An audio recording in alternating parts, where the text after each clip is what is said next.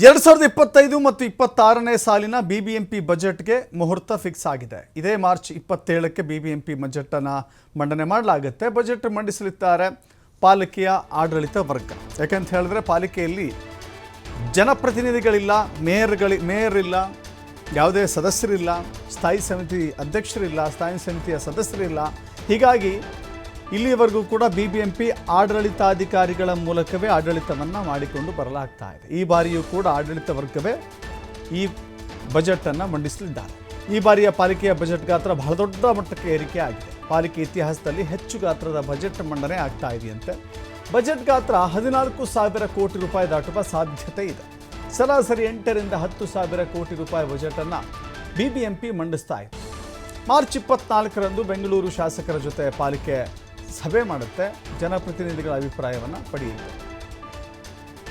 ಆನಂತರದಲ್ಲಿ ಆಡಳಿತ ವರ್ಗ ಬಜೆಟ್ ಮಂಡನೆಗೆ ಮುಂದಾಗ್ತಾ ಇದ್ದಾರೆ. ಇದೊಂದು ರೀತಿಯ ದಾಖಲೆಯ ಬಜೆಟನ್ನು ಬಿಬಿಎಂಪಿ ಮಂಡಿಸ್ತಾ ಇದೆ. ಹೇಳಿ ಕೇಳಿ ಬೆಂಗಳೂರಿಗೆ ಹೆಚ್ಚು ಒತ್ತು ಕೊಡ್ತೇವೆ ಅಂತ ಹೇಳಿ ರಾಜ್ಯ ಸರ್ಕಾರ ಹೇಳಿತ್ತು. ಬ್ರ್ಯಾಂಡ್ ಬೆಂಗಳೂರು ಕಾನ್ಸೆಪ್ಟ್ನಲ್ಲಿ ಬಹಳ ದೊಡ್ಡ ಮಟ್ಟದ ಕೊಡುಗೆಯನ್ನು ನೀಡ್ತೀವಿ ಅಂತ ಕೂಡ ಹೇಳಿತ್ತು.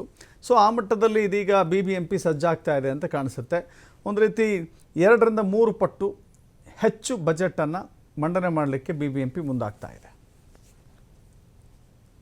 ಬೆಂಗಳೂರು ನಗರದ ಶಾಸಕ 24ನೇ ತಾರೀಕಿಗೆ ನಾವು ಅವರಿಗೆ ರಿಕ್ವೆಸ್ಟ್ ಮಾಡಿದ್ದೀವಿ. ಅದು ಬಿಕಾಸ್ ಸೆಷನ್ ನಡೀತಿರುವುದರಿಂದ ಅವಕಾಶ ಆಗಿಲ್ಲ. ಹೀಗಾಗಿ 24ನೇ ತಾರೀಕಿಗೆ ಮೀಟಿಂಗ್ ಆಗ್ತದೆ. 24ನೇ ತಾರೀಕಿಗೆ ನಮ್ಮ ಆಡಳಿತಗಾರರು ಎಲ್ಲರಿಗೂ ಆಹ್ವಾನ ಮಾಡಿದ್ದಾರೆ. ಅಲ್ಲಿ ಮಾನ್ಯ ಉಪಮುಖ್ಯಮಂತ್ರಿಯವರು ಕೂಡ ಬರ್ತಾರೆ, ಎಲ್ಲ ಶಾಸಕರು ಬರ್ತಾರೆ, ಅಂದರೆ ಬೆಂಗಳೂರು ನಗರದ ಶಾಸಕರು ಬರ್ತಾರೆ. ಅವರು ತಮ್ಮ ಸಲಹೆಗಳನ್ನು ಏನು ಕೊಡ್ತಾರೆ ಅದನ್ನು ಕೂಡ ಅಳವಡಿಸಿ ನಾವು ಬಜೆಟ್ ಗಾತ್ರ ಬಜೆಟ್ ಹೆಂಗೆ ಬರುತ್ತೆ ಸರ್ ನೋಡಿ. ಈಗ ಅರ್ಥ ಮಾಡ್ಕೊಡ್ರಿ, ತಾವು ಎಲ್ಲರೂ ನೋಡಿದ್ದೀರಿ ಗೌರ್ಮೆಂಟ್ದು ಬಜೆಟ್ ಬಂದಿದೆ, ಅದರಲ್ಲಿ ಎಷ್ಟು ಏರಿಕೆ ಆಗಿದೆ.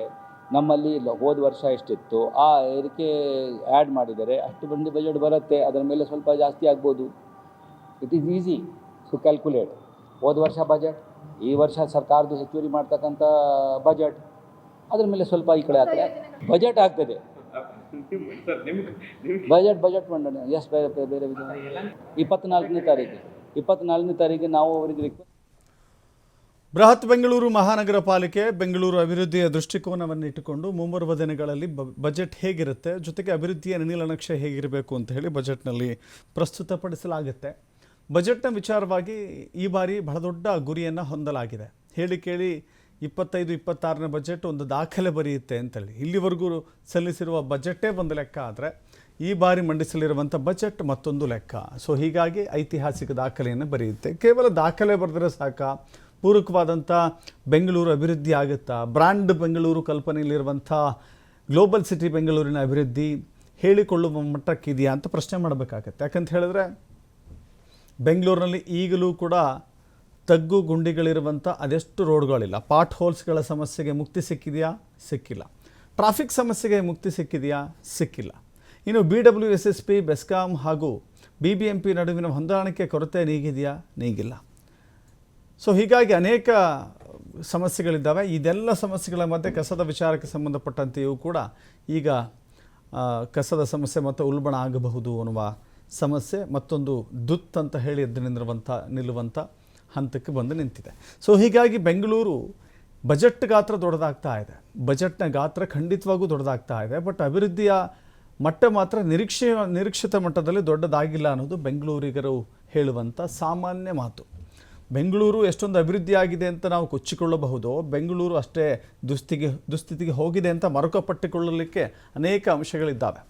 ಸೊ ಹೀಗಾಗಿ ಬೃಹತ್ Bengaluru, brand Bengaluru, global city Bengaluru, garden city Bengaluru ಏನಾಗಿದೆ, ಕೆಲವಷ್ಟು ಕಡೆ ಎಂಥ ಅವ್ಯವಸ್ಥೆಗೆ ತಲುಪಿದ್ದೇವೆ ನಾವು. ಬೆಂಗಳೂರನ್ನು ಒಂದು ಗ್ರಾಮ ಪಂಚಾಯತ್ ಮಟ್ಟದಲ್ಲೂ ಯಾವ ರೀತಿ ಉನ್ನತ ಮಟ್ಟದಲ್ಲಿ ಕಾಪಾಡಲಾಗುತ್ತೋ ಅಥವಾ ನೋಡಿಕೊಳ್ಳಲಾಗುತ್ತೋ ಅಷ್ಟೂ ಕೂಡ ಕೆಲವಷ್ಟು ಕಡೆ ವ್ಯವಸ್ಥೆಗಳನ್ನು ಕೊಡಲಾಗಿಲ್ಲ ಅನ್ನೋದು ಸತ್ಯ. ಬಟ್ ಗಾತ್ರ ದೊಡ್ಡದಾಗಿದೆ. ಈ ಬಾರಿ ನಿರೀಕ್ಷೆ ಕೂಡ ಜಾಸ್ತಿ ಆಗಿದೆ.